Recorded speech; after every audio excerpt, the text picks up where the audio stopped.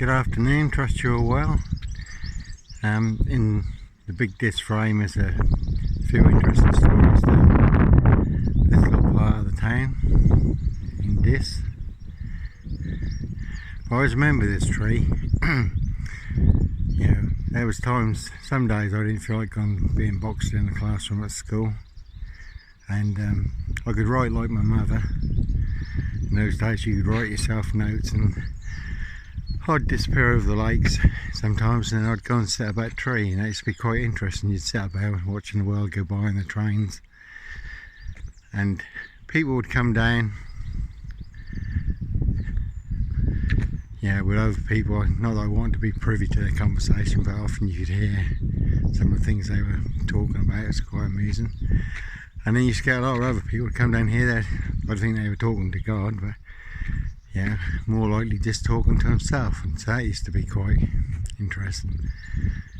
And then here under the bridge here, there's different graffiti here, and they did paint all under here and there. But for ages there was on here in silver paint there was a big Z, and that got framed Displease Johnny Botwright, and that was here for ages. And then talking about the Lord working in strange ways, we had a Citroen, little white Citroen, brilliant little car, £20 worth of fuel. You could go from here to the lakes, or you could go, Derbyshire. But the thing was, I had a barrel on it. The barrel was getting jammed, so if you took the key out, you couldn't get the key back in. It was a heck of a job to get the key back in. And I went to Figo's, which lives just the other side of the train station over there, and without thinking I took the key out and I couldn't get the key back in. So I had to make my way back to Burston, and Danny, a special constable, he was parked here, doing some notes. So I knew him from when he used to come around Lisa's.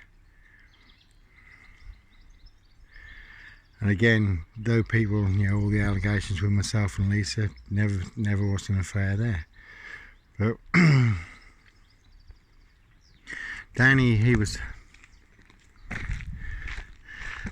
parked here, and we were talking about just down the lane there was a guy in a caravan, and obviously he'd become a blight on the countryside to a lot of people. There was a lot of rubbish under his caravan. Now they reckon that was just an accident, but don't know what's going on there because the person's not driving away. So, but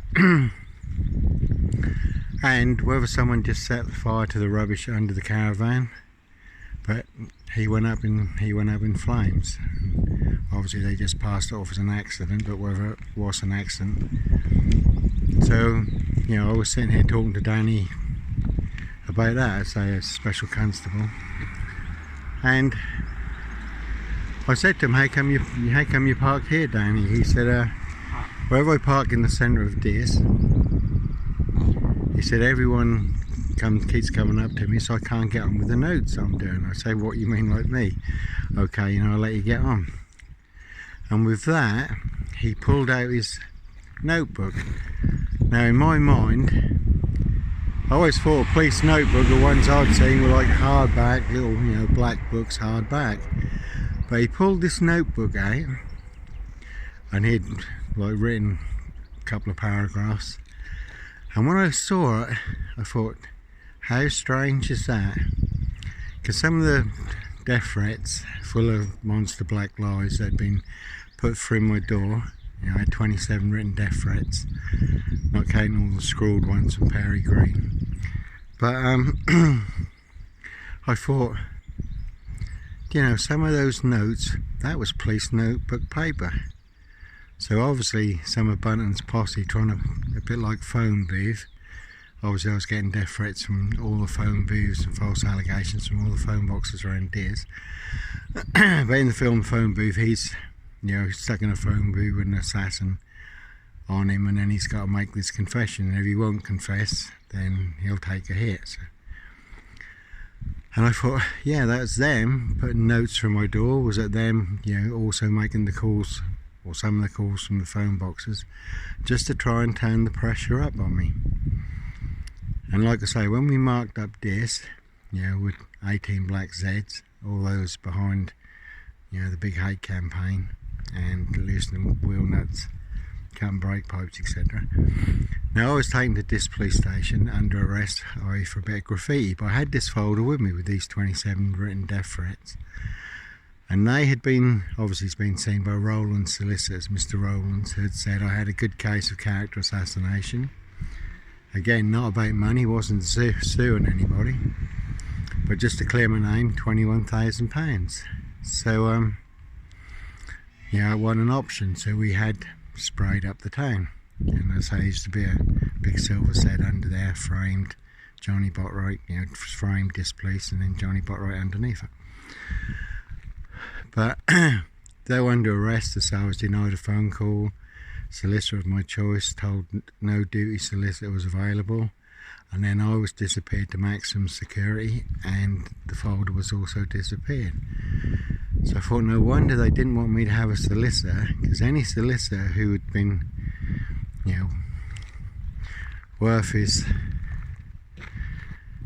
you know, he was good enough to spot it, because obviously I didn't spot it at the time. This is just a revelation that came out later, that some of those death threats and some of those notes full of false allegations were written on police notebook paper. So no wonder they wanted me to disappear. No interview took place, no evidence logged, and then when I was disappeared to maximum security, so was the folder, never seen again. So completely perverting the course of justice, trying to, you know, fabricate that I was the big danger threat, which wasn't the case, and then also making evidence disappear, false imprisonment, breaking every home office guideline, physical assault, all in the line of duty. So yeah, that was just, you know, one story here, but there's a couple more. So I'll carry on in a minute and, you know, see what else turns up. Okay, speak to you in a moment. Thank you, bye.